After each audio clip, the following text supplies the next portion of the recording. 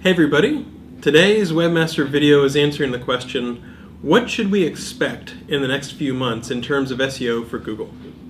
Okay, so first off, we're taping this video in early May of 2013, so I'll give you a little bit of an idea about what to expect as far as what Google is working on in terms of the web spam team. In terms of what you should be working on, we try to make sure that that is pretty constant and uniform. Try to make sure you make a great site that users love, that they'll want to tell their friends about, bookmark, come back to, visit over and over again, all the things that make a site compelling. We try to make sure that if that's your goal, we're aligned with that goal, and therefore, as long as you're working hard for users, we're working hard to try to show your high quality content to users as well. But at the same time, people are always curious about, okay, what should we expect coming down the pipe in terms of what kinds of things Google's working on?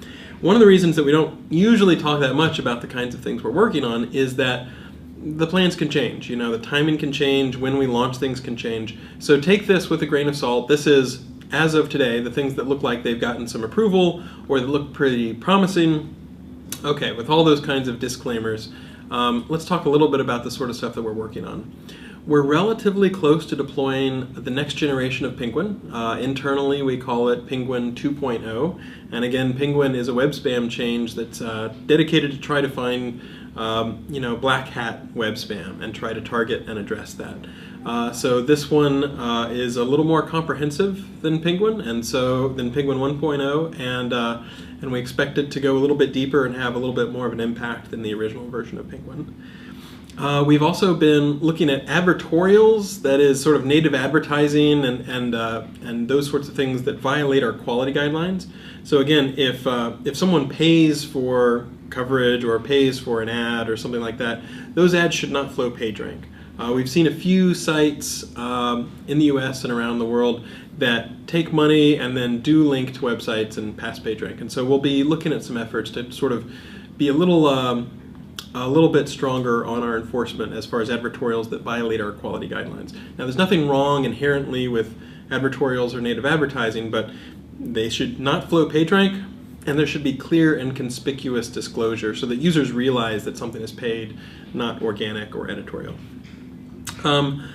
It's kind of interesting. We get a lot of great feedback from outside of Google. So for example, there were some people complaining about searches like payday loans on google.co.uk. So we have two different changes that try to tackle those kinds of queries in a couple different ways. We can't get into too much detail about exactly how they work, but I'm kind of excited that we're going from having just general queries be a little more cleaned to going to some of these areas that have traditionally been a little more spammy, including, for example, some more pornographic queries. And some of these changes might have a little bit more of an impact in those kinds of areas that are a little more contested by various spammers and that sort of thing. We're also looking at some ways to go upstream to deny the value to link spammers. Some people who spam links in various ways. We've got some nice ideas on trying to make sure that that becomes less effective, and so we expect that that will roll out over the next few months as well. And in fact, we're working on a completely different system that does more sophisticated link analysis. We're still in the early days for that, but it's pretty exciting. We've got some data now that we're ready to start munging and see how good it looks, and so we'll see whether that bears fruit or not. We also continue to work on hacked sites in a couple different ways. Number one, trying to detect them better. We hope in the next few months to roll out a next generation of hacked site detection that is even more comprehensive.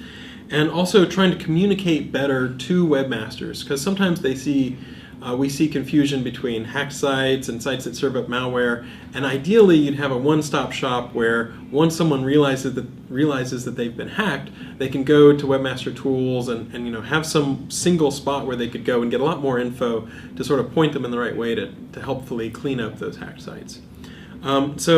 If you're doing high quality content whenever you're doing SEO, this shouldn't be a big surprise. You shouldn't have to worry about a lot of different changes. If you've been hanging out on a lot of black hat forums and trading, different types of spamming package tips and that sort of stuff, then it might be a more eventful summer for you. But we have also been working on a lot of ways to help regular webmasters. So we're doing a better job of detecting when someone is sort of an authority in a specific space. It could be medical, it could be travel, whatever, and trying to make sure that those rank a little more highly if you're some sort of an authority or a site that according to the algorithms, we think might be a little bit more appropriate for users. We've also been looking at Panda and seeing if we can find some additional signals, and we think we've got some to help refine things for the sites that are kind of in the border zone, in the gray area a little bit. And so if we can soften the effect a little bit for those sites that we believe have got some additional signals of quality, then that will help sites that might have previously been affected to some degree by Panda.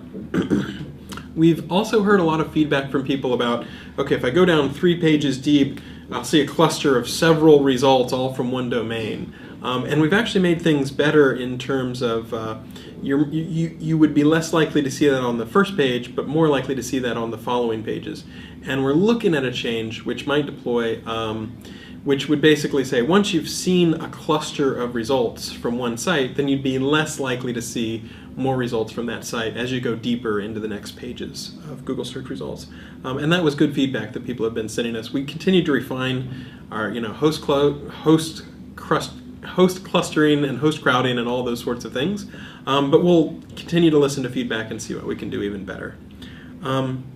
And then we're going to keep trying to figure out how we can give more information to webmasters. So I mentioned more information for sites that are hacked and ways that they might be able to do things. We're also going to be looking for ways that we can provide more concrete details, more example URLs that webmasters can use to figure out where to go to diagnose their site.